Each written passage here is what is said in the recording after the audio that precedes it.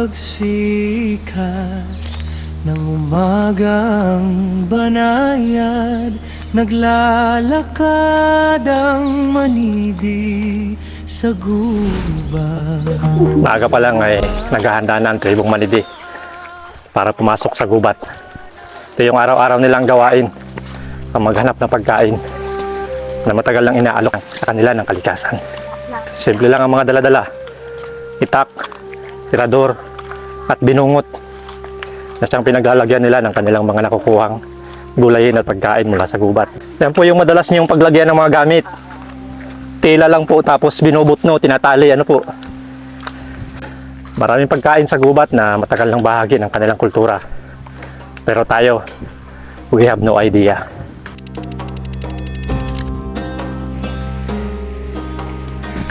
At yan ang tutuklasin natin ngayon. Mga pagkain na hindi natin lubos akalain, kinakain pala nila at masarap. Samahan niyo po kami, mga ka-wild.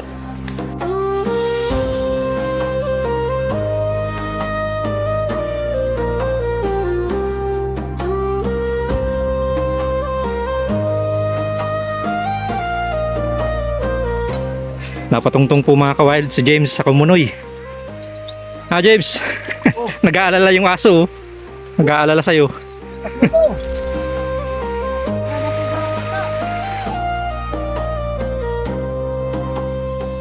Duka lang. Buka lang. Katagal nyo na pong niluluto yan, kinakain. Oo, dati itong ginugulay ng mga ninunok namin. Lalo kung ano baga yung may hipon. Binabangot po, Yung binabangot dito. Madalas pong luto niyan ay ginataan. Ginataan. Hindi naman ito feeding tubig. Ay. Data talaga ang kailangan. Kalabos po ang kinukuha. Kahit itong mga ganito, oh. Pwede Yan, na. oo, at ito ay malumok to ay. Ang lasa po niya parang gabi din.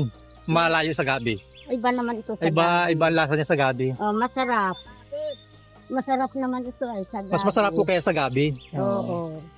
Ito po ang mga bagay na dapat nating malaman tungkol sa dukalang. Madalas itong matagpuan malapit sa tubig o sa mabatong bahagi ng gubat na laging basa. Tinatawag din itong gayapa o alapay ng iba. Niluluto ito sa gata na parang gabi. Sinasabing ang lasa nito ay hawig sa gabi, ngunit may kakaibang lambot kapag niluto ng maayos. Pero babala lang po, katulad ng gabi, nagkataglay din ito ng calcium oxalate. Kaya kapag kinain ng hilaw o hindi naluto ng maigi, nagdudulot ito ng pangangati. At marami ding halaman sa gubat na kahawig nito na ang ilan ay maaaring nakakalason. Kaya huwag subukang kainin ang anumang halaman sa gubat kung walang gabay ng eksperto o lokal na residente na pamilyar sa partikular na uri nito.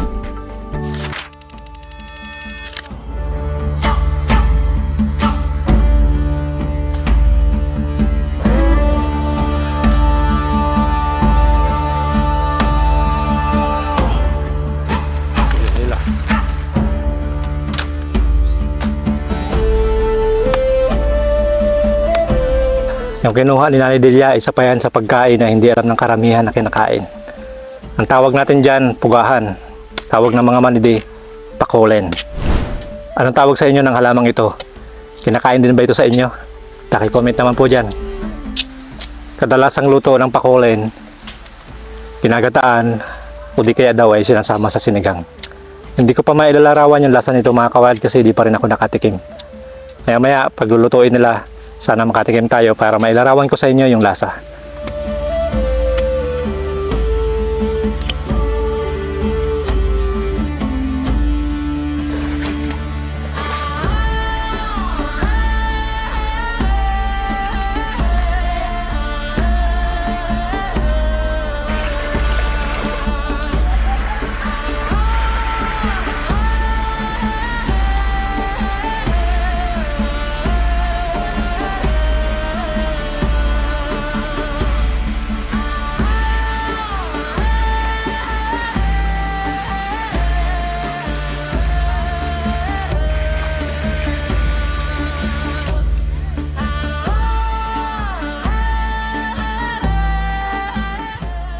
Kasama namin si Lola sa loob na kahit 70 years old na, matanda na. Lagi pa rin nasa gubat. Para sa kanya, ang gubat ay hindi lang basta magandang kalikasan. Hindi lang basta magandang tanawin.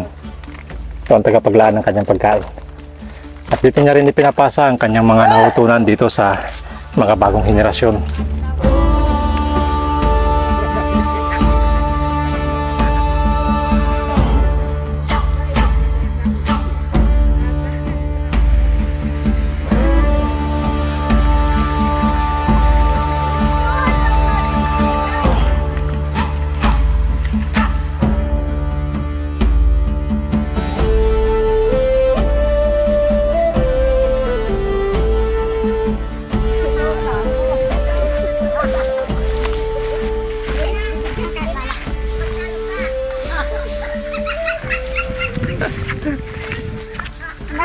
Kaloka naman ay.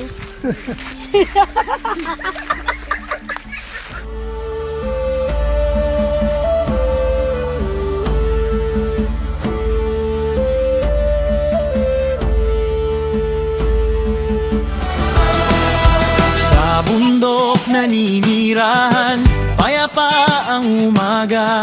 Simpleng pamumuhay, puso namin masaya. Payak na buhay, ito ang aming daan. Dito sa bundok kami nagkakaisa.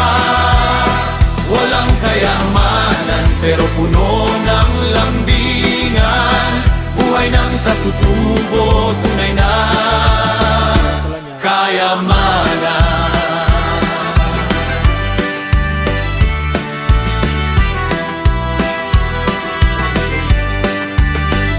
Sa kubong kawayan, kwentuhan hindi maubos. Pagmamahalan namin, kailanman di matatapos. Payak na buhay, ito ang aming daan. Dito sa bundok kami nagkakaisa naman. Walang kayamanan, pero puno ng lambingan. Buhay ng katutubo, tunay na kayamanan.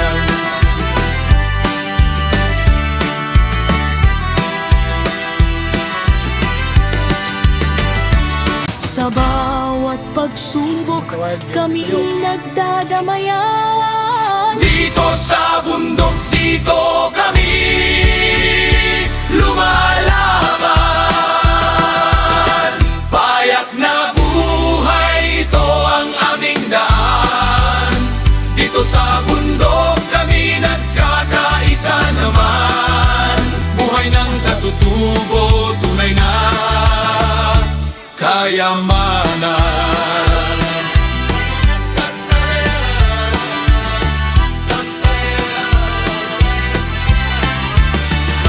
So, nakakatuwa mga kawild yung ano nila, kultura.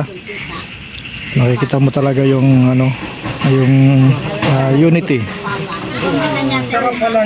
Peace and unity. So, nakakatawa dito sa kanila, sa tribo. Ay, si James, so, hataw ng kain. Masarap daw kasi talaga yung duka lang. Saka yung ubod ng pugahan. Tapos yung kay Kuya Cesar, Nagdaan ka. kunin mo na rin Ate Sara yung kay Kuya Cesar, ano? Tapos yung kay, sino ba yun? Ricky? Kay Ricky. Kay Ginny yun. Kapatid ni Ginny. Kapatid. Parang kay nanay yata. Kay nanay. Kunin niyo po yung kay Ricky. Opo. Ay, ako din ang nakita. Ate Sara, dalawa. Iyo, ito. Katamay na yun. Lawangan ito. Kami hindi manungi. Yan. Malamig. Kuya Cesar. Kay nanay. Tapos kanino yung isa? Kay Ate Melanie? Bye. Salamat po. Next time ulit. Next time.